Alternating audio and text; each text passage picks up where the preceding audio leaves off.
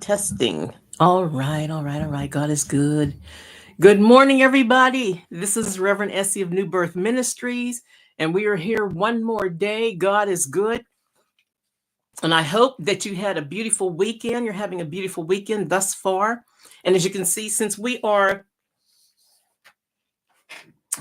honoring our veterans, I wore my United States Marine Corps shirt since I'm a veteran, United States Marine Corps veteran. God bless all of you veterans out there that took care of our country for us. Amen. So I will start out with this is morning coffee in heaven with Jesus. Amen. Let's take a sip. All right. The Sunday, November 12th, 2023 version, I should say. Amen. Hallelujah. Hallelujah. Hallelujah. Amen. Good morning, Miss Alexi. God bless you. I love you. Amen. God bless everyone who is on. Good morning, Shadow. Okay, I see you. Good morning. Hallelujah. God is good. So I'm going to talk about today uh, the 23rd Psalm. Okay. And it's a beautiful Psalm. And a lot of us were taught that Psalm uh, when we were young in church, in a Bible school. And today we're going to discuss it. I'm sure you probably heard many people discuss it before. It is an important psalm to those who really love the Lord and just want to thank Him for being in our lives. Amen. So turn your swords to Psalm 23. Amen. And I will pray us in. Heavenly Father, we thank you, God, for being our God. There is none like you. We thank you for sitting high and looking low and bringing us up with Jesus in high places along with you. You're a good God. I ask, Holy Spirit, that you use me to teach this word today to everybody that needs to hear it. Let something come out of me through you that people need to hear to deliver them out of their troubles. Amen. There's so much going on in the world today. We all need comfort. And this psalm comforts people. And Lord God, let this video be done by the Holy Spirit so much that people can come back and listen to it and just be relaxed and calm, knowing that God's got this. Everything's going to be all right. Amen. Lord God, we thank you for taking care of our families, our ministries, our homes, our land, and everything that we lay our hands to do for the kingdom of God. I lift up every member of our families, the people who are watching this. I lift them all up to you, Jesus. And we lift up prayers for Israel. You said to pray for the peace of Jerusalem. So we're lifting up prayers to Israel. And we're lifting up prayers for all of the people who may not be able to enjoy the upcoming holidays. We lift them up to you. Let somebody come into their lives to help them out. Hallelujah, hallelujah. And Lord God, we pray for all of the three F's. We pray for our friends, our followers, and our families. Thank you, Jesus, and amen. You'd be surprised who you have following you. It doesn't mean that you have to be a high person or have a YouTube channel or Facebook or whatever. You would be surprised who is following you, especially if you're following Jesus Christ, because you have that anointing. We have that anointing. Amen. The 23rd Psalm is a beautiful praise and worship song that worships. It soothes your mind. Whenever you say it, some of us can repeat it, and some of us have forgotten some of the words, but that's okay. Just keep practicing. And it soothes your mind and your soul. And it causes you to give thanks to God, to let God know just how important He is to us. Amen. That He is our shepherd. He is our leader. Amen. There are so many double-minded people out there today. They can't pick a side. They don't know whose side that they're on. Pick a side. And when you do, praise Him. Amen. Like David did in Psalm 23. Amen. Hallelujah. Hi, Ellie. Back. She's back. Ellie's back. Yay. Shadow, Lexi. Amen. God is good. The first thing we have to consider whenever we read Psalm 23 is what or who is leading us. What or who is leading you. Amen. And I'll read it. Okay. Six verses. The Lord is my shepherd. I shall not want. He maketh me to lie down in green pastures. He leadeth me beside the still waters. He restores my soul.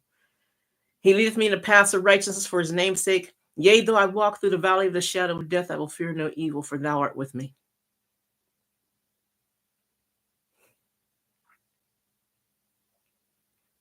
Thy rod and thy staff comfort me. Thou preparest a table before me in the presence of mine enemies. Thou anointest my head with oil, my cup runneth over. Surely goodness and mercy shall follow me all the days of my life, and I will dwell in the house of the Lord forever and ever and ever. Amen. Hallelujah. This moves my soul. Every time I hear it, this moves me. Amen. So David is showing who is leading him. Amen. David is a leader. He was a wonderful leader. David that wrote this was king, priests. He was everything. Okay. And he is blessing the Lord. And we need to bless the Lord every day. Amen. We have to let the Lord know that he is our supplier. He is our leader. Amen. Hallelujah. There's so many things out in the world that wants to take God's place in our lives. Don't do it. Don't allow it. Amen. In fact, let the enemy know who your God is. Let him know that you love the Lord, and there's nothing that he can give you that would take you away from underneath the arm of the Lord. Amen. David was a shepherd herding his father's flocks in Bethlehem. Amen.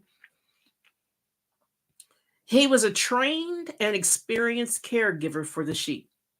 Amen. Now, he was a trained and experienced caregiver for the sheep.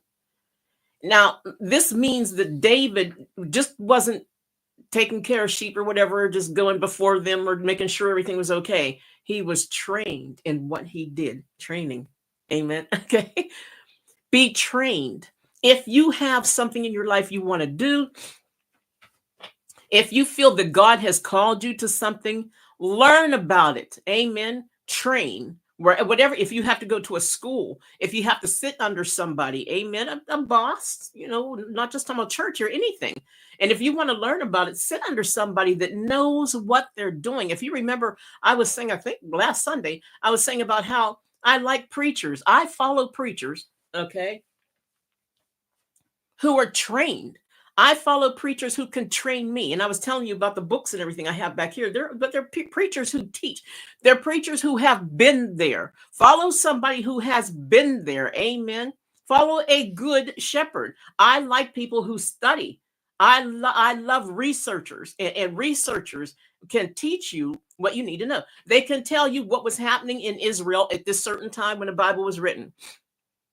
And some of them can tell you the years between each book or something. Follow somebody who knows what the Bible is saying. Amen. Follow somebody who can explain to you what the Bible is saying. Follow somebody who's going to feed you. I'm going ahead of myself here. Follow somebody who's going to feed you and give you providence. Okay. Providence 29:05. Let me look that up in the back of my Thompson chain reference. 29:05. And if you remember, I was telling everybody, get yourself a Thompson chain reference and a Strong's concordance, because they all go together. Amen. Let me see, 29:05. Providence. Let me see if I got there. Okay. 29:05. Divine providence. You need divine providence. When God gives you providence, he doesn't take it back. Amen. He doesn't ask for anything back. You don't have to work for it. Amen. Just believe. Who else did, well, I'm not going to mention names, but did other leaders around the world throughout the years, okay, tell you to just believe? Nothing, no other, just believe. And they died, and there's people who still believe in them, and they did absolutely nothing for them. They died. They didn't go to heaven like Jesus did. They didn't conquer evil like Jesus did. Amen. Follow the champ. Hallelujah. Follow the champ. Providence. Okay. Let's see. Divine providence. examples of plentifulness, okay? The plentiful supplies. Israel in the wilderness, and that's Deuteronomy 2:7. For Elijah, remember Elijah? I love the story of Elijah. He got divine providence, okay? Divine supplies in a time of famine. 1 Kings 17:6 and 16. For Elijah in the wilderness. Amen. 1 Kings 19:6. If you guys want to write this down. For the army of the three kings, 2 Kings 3:20. For the prophet's widow, remember the widow, who gave her providence. Amen. All she had to do was go out and get some jars. Amen. And the way the story ends, she never ran out. Do you want to be the kind of person that never runs out? Amen. Divine providence, not providence from man. There are some people who will give you something. You have to be careful of the gift giver. Okay, be careful of the gift giver. There are a lot of people who give gifts, but they want something back from you, and they're going to make you tap dance for it. Amen. Our shepherd, when he gives us gifts, we don't have to tap dance for it. Amen. Hallelujah. In fact, he'll give you overflowing blessings. Hallelujah. For the army of the three kings, for the prophet's widow, for Samaria in the times of famine. That's 2 Kings 7:8. If you want to write these down. For the multitude that followed Jesus Christ, Matthew 14:20. The multitude was following Jesus Christ. Now, when we think about multitudes following people, we think about buses and cars and taxis and airplanes. You get there real quick. Back in the day, they wore those sandals out. They walked and walked and walked. There was no airplanes. There was no jets or anything like that. There was no bullet trains. They walked and they were tired. This is why when you read in the Bible, it says that when they went in each other's homes, they washed their feet or washed one another's feet because they were tired. They walked. Amen. All that time. Well, some had camels or whatever. Okay, but they mostly walked. Amen. For the multitude, for the saints, Philippians 4:19. Amen. Let's go to Philippians. Let's go to Philippians 4:19.